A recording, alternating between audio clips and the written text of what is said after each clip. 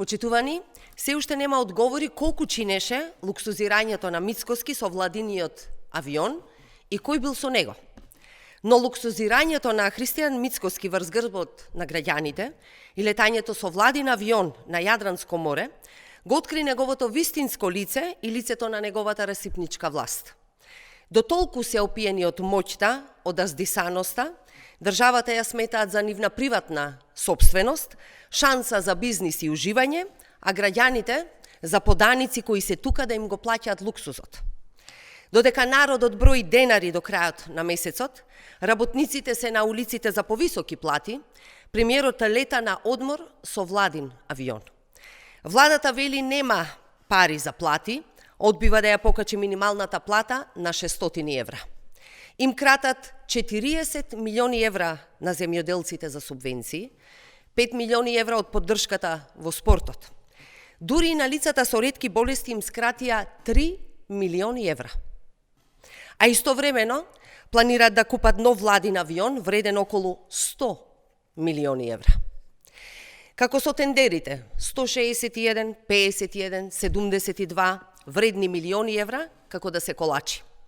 Со сума од околу 100 милиони евра се обезбедува половина од потребните пари за зголемување на минималната плата на 600 евра за работниците.